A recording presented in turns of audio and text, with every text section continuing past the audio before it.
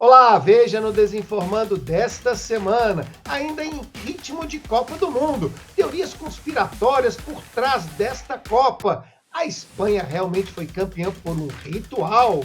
No Essa Informa, desinformação em sala, percepções de estudantes de jornalismo e uma grande fake old lá do Maracanaço, quando a Copa do Mundo foi perdida pelo Brasil.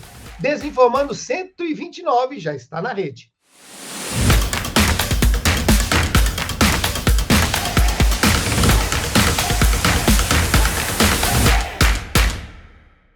Olá, seja muito bem-vindo. Eu sou o professor Cláudio Magalhães, do meu lado, sempre muito bem informado, pesquisador, doutorando em desinformação, jornalista Diego de Deus, para trazer todas as informações, para que a gente possa nos ajudar e ajudar todo o nosso entorno contra essa grande praga do nosso século XXI, que é a desinformação. Tá ali, ó, pau a pau com as bets, hein? Então, aproveite que você está aí, dá aquela curtida, indique o nosso canal Democracia da Desinformação para todo mundo. É importante que todos nós combatamos essa grande desgraça que é a desinformação. Nós também estamos no YouTube Music, no Spotify. Você pode escutar e ver todos os episódios anteriores. Eles não são temporais, hein? Tudo que a gente está falando ali dá para a gente usar de alguma medida para todo esse grande universo ruim da desinformação. Mas ó, não vamos perder mais tempo, vamos para o nosso quadro A Ruim da Semana.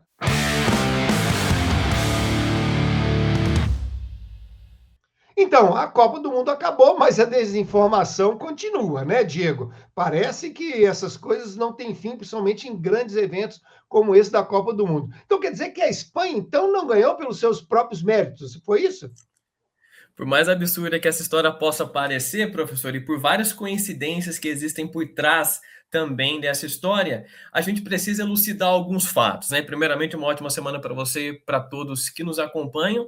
Tudo começa a partir dessa foto icônica, né, do Lionel Messi dando banho ao Lamine Yamal, que é a grande estrela da Espanha, muito possivelmente o sucessor do Messi como grande ídolo da história do Barcelona, como foi o Messi, né, durante muito tempo. E essa foto dos dois, né, essa aqui, que é a foto original, tirada lá em 2007, com o Messi com seus 20 anos de idade, recém-completados, né, de 19 para 20 anos de idade, do Lamine Yamal, que tinha menos de 6 meses aqui. Uma campanha da Unicef, né, que Sim. reuniu esse Era momento. patrocinadora do Barcelona na ocasião, né? Ninguém esperava que o Messi seria o Messi, ninguém esperava muito menos que o Yamal seria o Não. Yamal como sucessor do Messi, né? Então, enfim, é de fato uma Uhum. coincidência muito grande o que aconteceu. 19 anos depois, eles se encontrando numa final disputada no dia 19 de julho, e ambos usando a camisa 19, né, o Yamal hoje e o Messi na época, enfim, uma série de coincidências que, de fato, até onde nos parece, foi coincidência. Mas uma coisa que chamou a atenção foi a quantidade de teorias conspiratórias por trás dessa foto e por trás dessa final que nós presenciamos no último domingo, quando a Espanha foi campeã mundial. Dizendo o seguinte, né? Primeiro que essa Copa já seria ganhada pela Espanha por uma série de indícios que a mídia, que a Adidas, que a própria FIFA, que jogos de videogame deram de que a Espanha seria a campeã dessa Copa do Mundo, mas que no final das contas tudo não passa de uma teoria ou de várias teorias conspiratórias. A principal delas de que existe aí uma grande ordem mundial, né? De que o Messi era o grande líder e que o banho simbolizou o início dessa passagem de bastão, uma espécie de premonição, e que essa passagem de bastão da liderança seria justamente nessa final, e que, conforme o roteiro, quem fosse assumir o bastão, nesse caso Lamine Yamal, seria o novo líder, né? E, portanto, a Espanha teria que ser campeã. Mas, assim, essa é só uma das várias teorias que indicavam a Espanha sendo campeã. E o que chama mais atenção é que antes da Copa, por exemplo, professor, uma série de outras teorias indicando outras seleções campeãs também existiram. Portugal, Holanda, a própria Bélgica em algum momento. E nenhuma dessas teorias existem mais, né? Apenas a teoria de que a Espanha seria campeã se manteve e acabou sendo reforçada ao longo de todo esse tempo. Outra coisa que chama muita atenção também, é uma história com diversas camadas, é que a Espanha, professor, pelo menos há uns 5 anos, vem dominando o futebol mundial. Ganhou a Eurocopa, fez uma eliminatórias para a Copa do Mundo impecável, foi vice-campeã da Nations League, que é um campeonato europeu também entre seleções. Então, assim, a Espanha... Lembrando, né, Diego, não é o espírito, que inclusive falta no Brasil, né? O espírito futebolístico, porque pela primeira vez as duas seleções masculinas e femininas são campeões do mundo, né? Exato, e uma base de jovens, professor, muito forte, que foi vice-campeão lá em 2020, em 21, né, que foram as Olimpíadas, que foi assim, boa parte daquela base que foi vice-campeã, perdendo inclusive para o Brasil, que fez parte desse elenco, treinado pelo mesmo treinador, que tem feito o Luiz de la Fuente, que é um treinador das categorias de base, que não é formou esses coincidência, garotos. né? É planejamento, né? É Exato. política de esporte, não é isso? E é engraçado você falar isso, porque se a Argentina tivesse ganhado, seria a teoria da conspiração que estava entre da Argentina. 10 teorias da conspiração. 9 era, o Trump está fazendo de tudo, Infantino, ou seja, nós estaríamos aqui discutindo se, afinal de contas, teria sido uma conspiração de fazer a Argentina ganhar, não é? É isso, e uma coisa também que eu me lembrei na semana passada, que então assim, se essa teoria da Espanha é verdadeira, eu também faço parte dela, pelo seguinte, lá no dia 19 de maio eu gravei um vídeo com a minha namorada, Karine, dizendo o seguinte, eu falei, olha, a Espanha vai ser campeã mundial, porque ela era grande favorita antes, durante e depois da Copa. E aí teve uma coincidência tremenda que foi o seguinte, eu disse que o gol do título mundial seria marcado pelo Ferran Torres, e realmente foi, isso daí eu cravei. Então assim, eu faço parte dessa passagem de bastão do Messi para o Yamal, eu que fui o mediador disso. Você então, um predestinado, você é um profeta, Diego de Deus, não é à toa que você tem esse nome.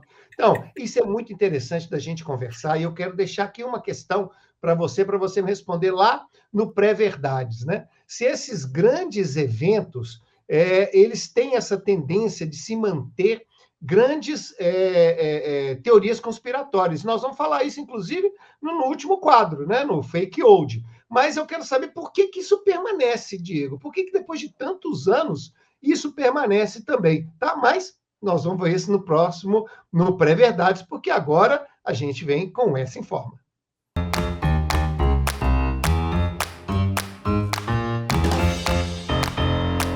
Então, pessoal, você sabe, o Essa Informa é o nosso quadro que a gente tem aqui para trazer a ciência para a desinformação, para que a gente possa utilizar das universidades, dos núcleos de estudo, de pesquisa, para a gente aqui embasar, né, a nossa luta aqui contra a desinformação.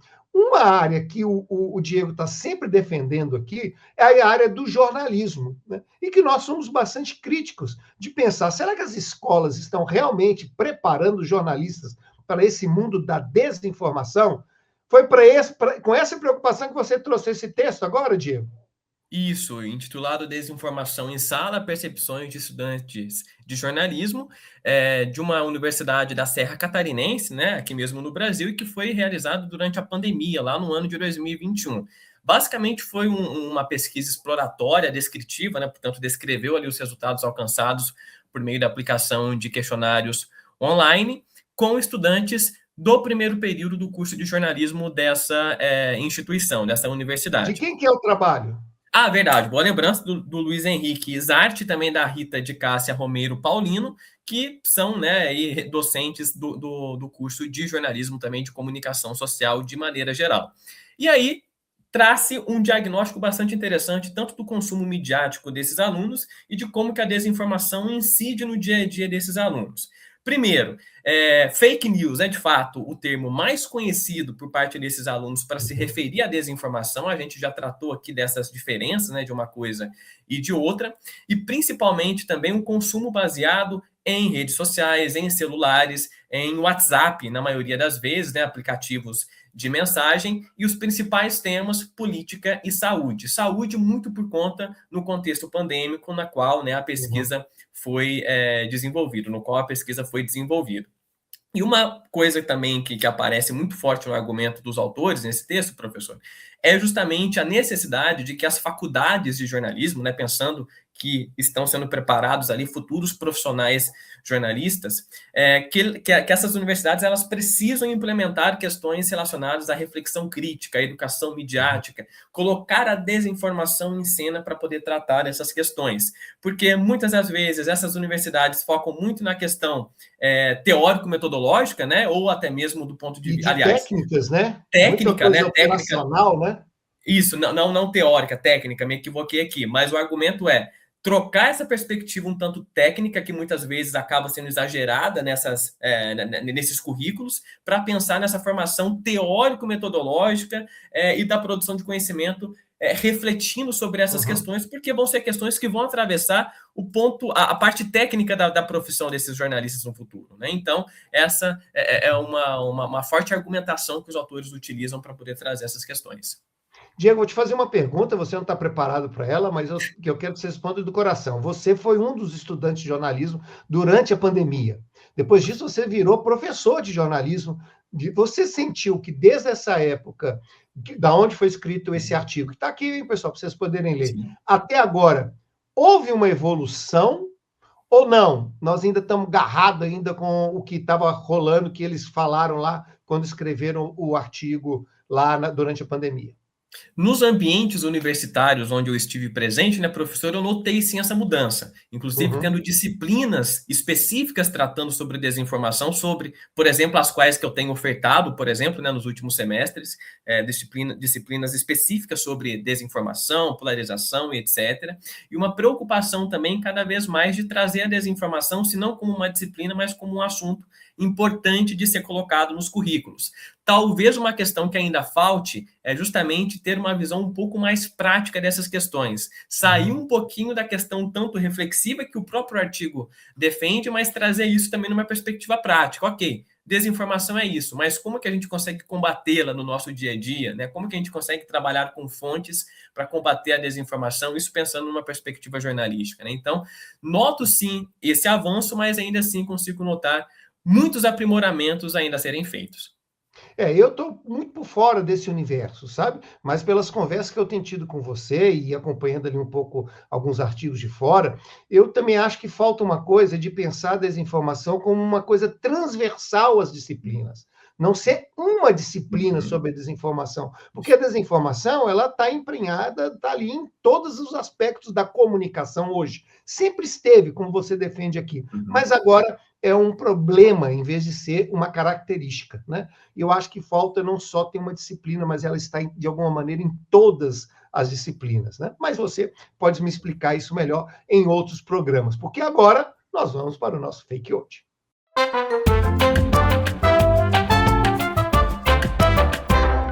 Então, ainda no Fake Old, vamos manter a pegada da Copa do Mundo. Se tem uma coisa aqui no Brasil, toda vez que o Brasil é desclassificado, a gente, e olha que são várias classificações, todo mundo lembra do grande Maracanaço, quando era para a gente ter ganho lá em 1950, e aí o Barbosa tomou um peru. É um negócio que a maioria das pessoas nunca vivenciou isso, né? Mas isso fica como um grande fantasma. Isso também, esse grande fantasma, até pelo fato de ser uma coisa mística, ela também tem uma grande pegada de fake old, não tem, Diego? Isso, professor. Primeiro porque a Copa do Mundo, ou o formato da Copa do Mundo, se modificou muito ao longo do tempo, né? Inclusive, a Copa de 2026 teve mais seleções do que, por exemplo, a Copa de 2022 e em relação às Copas mais recentes, né? Se a gente fazer um recorte aí dos últimos 25 anos. E o Maracanaço, naquela época, né, de 1950, quando a Copa foi disputada aqui no Brasil e o Brasil perdeu para o Uruguai por 2-1, o que acontecia naquela circunstância era o seguinte: para o Brasil ser campeão, ele precisava apenas empatar, né? Então, assim, às vezes a gente fica pensando, não, foi uma vergonha ter perdido em casa, mas um empate já seria o suficiente para o Brasil ser campeão.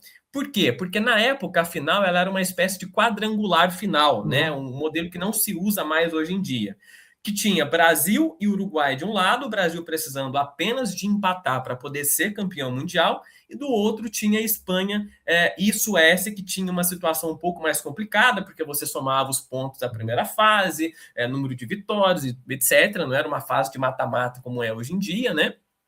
Mas o Brasil precisava apenas um empate. Como o Uruguai acabou vencendo, o Uruguai foi o campeão entre os 4 que poderiam ser campeões, né, naquela ocasião. Então, assim, uma coisa que meio que se perde, né, no sentido de imaginar que a Copa do Mundo sempre teve o mesmo modelo, que o Maracanaço foi um jogo único e que a derrota foi algo extremamente implacável. A história era um pouco mais diferente em relação àquilo que nós conhecemos atualmente.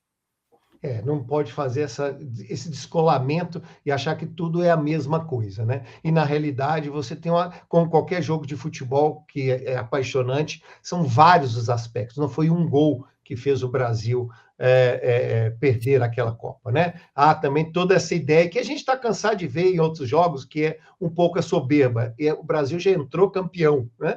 E aí acaba que isso acontece, né? A gente percebe, inclusive nessa própria Copa, de vários times que já entraram ganhando, já tinham ganho o jogo e foram surpreendidos. Isso é do futebol, faz com que o futebol, inclusive, tenha toda essa paixão, exatamente, que é o único esporte, ou talvez um dos únicos, que a surpresa faz parte da história de uma partida de futebol. Bom, vamos agora, então, para o nosso Pré-Verdades.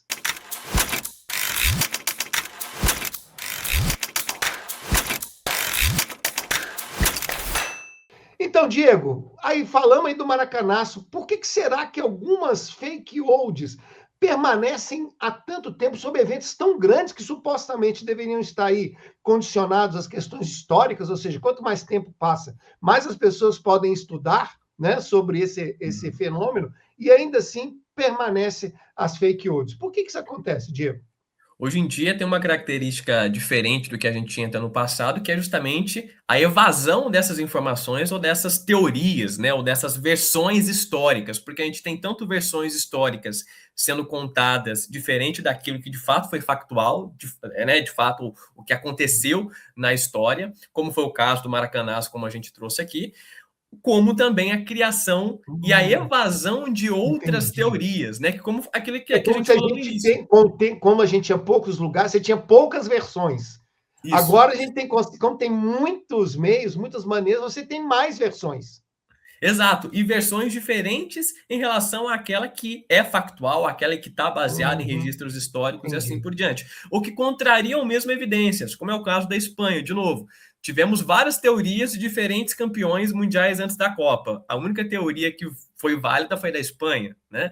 Do mesmo modo que contraria as evidências de todo um projeto esportivo que a Espanha tem tido já há muito tempo, como a gente trouxe aqui também, ou seja, uma coisa meio que nega, né? Então você tem ali uma evasão, uma quantidade muito grande de informações que vão apenas, a depender da maneira como elas são recebidas, confirmar vieses. Então, é muito mais viável para aquelas pessoas que querem acreditar que houve uma passagem ali do Messi para o Yamal, ou de que Portugal deveria ter sido a campeã, como era a principal teoria lá atrás, do que necessariamente enxergar a realidade e aceitar que o Brasil, por exemplo, tem um projeto fracassado hoje em dia no futebol, que os argentinos estão muito mais bem preparados em termos do projeto, se a gente pensar no cenário latino-americano, e muito ainda se a gente parar para analisar em todo o projeto futebolístico que é a Espanha, ou que mesmo o Japão, que o Brasil eliminou, tem tido pensando aí nos próximos anos.